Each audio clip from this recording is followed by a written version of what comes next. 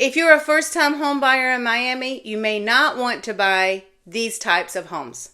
Hey everyone, my name's Jamey Prezzi. I'm a real estate agent in Miami-Dade and Broward counties. I work with my husband, Ognjen Prezzi, and our team.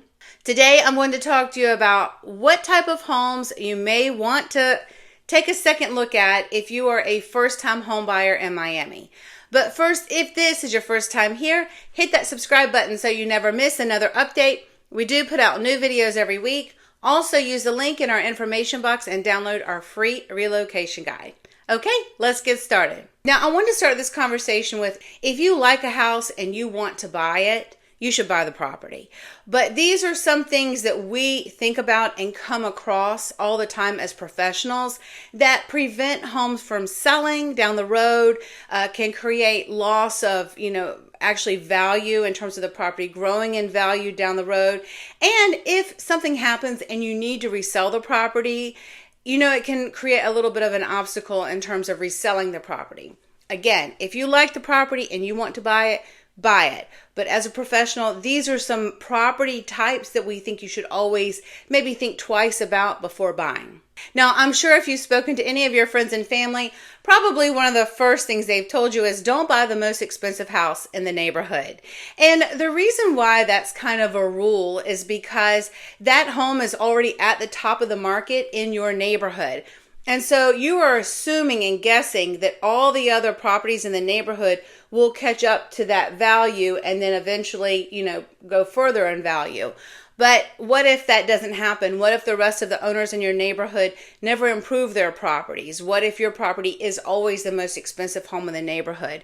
If you have to resell the property down the road, it may just be challenging to get the number that you want, and it may not grow in value as much as you would like. So buying the most expensive home in the neighborhood is always one of those things that you want to take a second look at and just make sure that it makes sense for you right now. Homes on really busy streets, or homes on really loud streets, or homes near some type of facility that creates a lot of noise all the time. We have a lot of neighborhoods that are around the airport here, and the air traffic can be very loud. There are also a lot of neighborhoods around industrial complexes, and that can create a lot of noise throughout the day and into the evening hours and early morning hours. And of course, there are homes that are located on very busy streets. If this doesn't matter to you, okay, who cares? That's your choice. But just know that going down the road in terms of resale, homes that are on really busy streets where the traffic can be really loud and noisy may affect the resale value if you have to resell down the road. Homes with no backyard. Now, this really depends on the type of property you're buying, right? For example, if you're buying a townhome, you probably will not have a very large backyard or even a backyard at all. But if you're buying a single family home in a very specific neighborhood, you need to see what the comparable backyards look like in that neighborhood. For example, if you're buying very close to the city, probably the backyards are going to be very small. But if you're buying further west or down south, for example, in Pinecrest or Coral Gables, what does the backyard look like in your neighborhood? If all the backyards are really large and your backyard is nothing, then you may want to take a second look at that property. For example, I remember a long time ago, I had a buyer who was looking at single family homes in Miami Beach. And in the area where he was looking, there weren't a lot of homes with really large backyards. However, there was this one home that had been on the market for a long, long time. And I know why. And that's because the backyard was not only small, but the majority of the backyard was concreted with a patio. And so that was just not in line with comparable properties around that neighborhood. So just always be careful about the size of the backyard and what is sort of the standard for that area. And I would make sure that if you are buying a single family home in that neighborhood, I would make sure to buy a single family home that has a comparable backyard as the other properties in that area. Functional obsolescence issues. Now, this is something that people may not always think about, but as an agent with the experience that we have, I see this all the time, and I can tell you these things create issues for not only your day-to-day living that you may not even think about when you're actually looking at the property and buying it, but down the road in terms of resale value, it can create an issue. Number one, this is one thing I see all the time, is people creating a room with no windows and no closet, and then calling it a bedroom. So I think you have to be really, really careful about those dens that are called bedrooms. Functional obsolescence is just something that we can talk about as we preview homes in person, but it's just important to pay attention to those details because it can actually affect your day-to-day living and how you use the space. And if you have to resell the property down the road, these kinds of little details can make it a little bit harder sometimes to resell.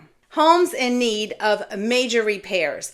Now, this is really a big thing, not only in terms of actually you having to make those repairs down the road, but actually buying the property. Because if you need financing on a property in our area, you are going to have to get insurance. And so the property is going to have to be in a very specific condition in order to bind insurance, in order to close. So homes that are in need of a lot of repairs may be big issues, not only for the expense of doing it, but actually just in order to buy it. I also find that very often people really underestimate the cost that goes into renovating properties. So you have to be very careful if you're buying a property from the get-go and it needs a lot of work and you are not super experienced with doing that type of work. You just have to be really careful. A lot of our cities here in Miami-Dade require really strict permitting, and there can just be a lot of detail that goes into renovating and updating these properties. So I would just be really careful about properties that need a lot of work if you're not experienced and you don't really have a lot of extra money in order to do those types of projects. Homes that have unpermitted work done. Now, I will tell you that it is not uncommon that owners do work and they don't get the proper permits. However, you just need to keep in mind that if you do buy a home that has unpermitted work done, down the road, if you want to do something to that property, there could be a possibility that the city can come by and inspect and ask you to bring that work into compliance. So just always keep that in mind when you're buying a property that has unpermitted work done, that ultimately after you close on the property, it becomes your issue and you will need to actually update and bring it into compliance if you are asked to do so. And one last thing that I think is really important to always take a second look at and really analyze and make sure that it fits your lifestyle day in and day out. And that is, of course, that buying a home in a neighborhood where you're not super familiar with that neighborhood. Real estate agents were not allowed to talk about schools and school, if they're good or not. We're also not allowed to talk about if an area is safe or not. So those are some investigations that you're going to have to do on your own. I would also recommend that you drive around that neighborhood at different times of the day to make sure that it suits with the lifestyle that you're interested in living. And I would also make sure that you do the drive back and forth to work or your commute, whatever it is you have to do every day. Make sure that you understand where you're buying.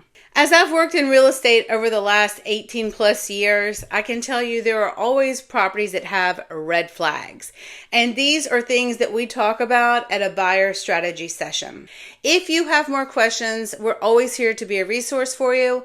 My name is Jamey Prezzi. This is my husband, Ognjen Prezzi. You can find us online on Instagram at the Prezzis. We're always here to be a resource for you, and we will see you soon.